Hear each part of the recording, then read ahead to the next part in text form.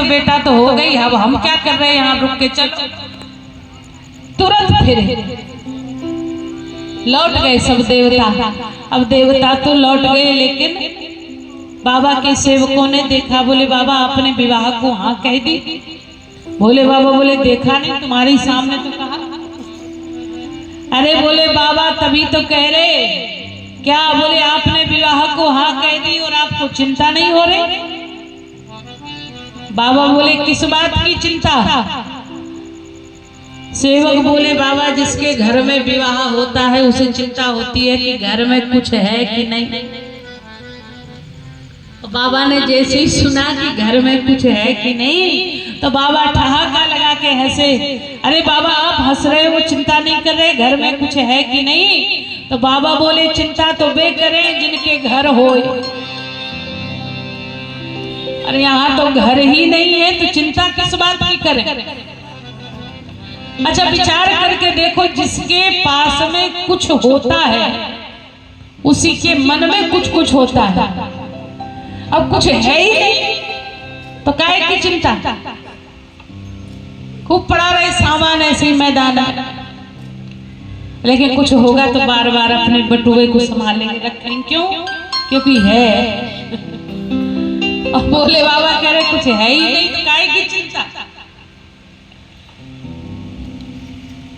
एक बात मुझे स्मरण में आई, एक बार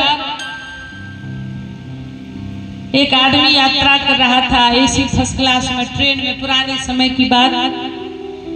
और उसी ट्रेन में एक संत जी का भी रिजर्वेशन करा दिया उनके भक्तों ने एसी फर्स्ट क्लास में। तो संत जी को भी खूब सारा सामान मिला, तो संत जी भी आकर के बैठे बढ़िया एसी फर्स्ट क्लास में। अब उस आदमी ने देखा, उसको इतना गुस्सा लगा मनी मन कि बताओ हम तो मेहनत करते हैं, ऐसे कमाते हैं, तब एसी का टिकट लिया, और ये बाबा को देखो ये हमारी बराबरी से आकर बैठ गए। ईर्ष्या हुई मन में। तो थोड़ी देर तो चुप रहा, भक्त लोग चले गए। अब बोला बड़े धीरे से महाराज कहाँ जा रहे? महाराज जी ने बताया जो भी रहे होंगे संत, बोले भला जगह। अच्छा अच्छा, तो टिकट तो भक्तों ने कराया होगा। महात्मा जी बोले हाँ हाँ, अपने राम के पास क्या है, भगत जगत हैं, भगवान के बनाए, वो जैसी व्यवस्था कर देते हैं वैसे में चल देते हैं। अच्छा अच्छा महाराज, ओ इतना सामान। हाँ, तो फिर हंसा। तो महात्मा जी ने पूछा कि हंस क्यों रहे बार बार? तो बोले महाराज आज हमें समझ में आ गया कि लोग बाग बेकार ही भ्रम में रहते हैं कि संतों की बड़ी महिमा है, बड़े हैं और हम लोग साधारण हैं। लेकिन जब से आप आकर के एसी फर्स्ट क्लास में बैठे तब से हम समझ गए कि आप में और हम में कोई अंतर नहीं। महात्मा बोले कैसे? बोले देखो जितना सामान हमारे पास उतना ही सामान आपके पास। एसी फर्स्ट क्लास में हम बैठे, एसी फर्स्ट क्लास में आप बैठे, भले ही भक्तों ने बिठाया हो लेकिन बैठे तो हो। महात्मा जी बोले हाँ ये तो है। अगर कुछ अंतर है तो बस कपड़ों का ही अंतर है, आपने ऐसे कपड़े पहन रखे, हमने साधारण पहन रखे, बाकी कोई अंतर नहीं। तो फिर आप बड़े कैसे? ये कुतर्क करने वाले। तो फिर काहे के लिए हम आपकी पूजा करें या बड़े माने? बोलता गया। महात्मा जी समझ गए कि इसको अभिमान है अपने बड़े होने का। तो महात्मा तो फक्कड़ होते हैं। अरे बोले भैया आज तो तुमने हमारी आंखें खोल दी, आज हम भी समझ गए कि कोई अंतर नहीं हम में तुम में, जितना सामान तुम्हारा उतना सामान हमारा। तुम भी एसी में बैठे, हम भी एसी में बैठे, बस कपड़ों का अंतर है। अब आज से तो हम प्रणाम कराना भी छुड़वा देते हैं। एक काम करो, अब तो तुमसे इतनी बातचीत हो गई तो हमारी तुम्हारी मित्रता हो गई, हाथ मिला। अब महात्मा जी ने हाथ भी मिला लिया, अब तो उसका अभिमान और बढ़ गया। थोड़ी ही दूर चले थे, स्टेशन आया, ट्रेन रुकी। महात्मा जी बोले अरे भैया नई नई मित्रता हुई है, इस मित्रता के नाम पर कुछ तो मीठा होना चाहिए। अब यहाँ पर और क्या मीठा मिलेगा? स्टेशन पे उतरे तो बोले कुछ ना हो तो कम से कम एक एक चाय हो जाए। चाय पीने के लिए महात्मा जी ले गए उसको, बेंच पर बैठ गए, बढ़िया चाय मंगाई, कुल्हड़ में चाय आई, महात्मा जी ने भी चाय पी, उसको भी पिलाई अपने पैसे दे के।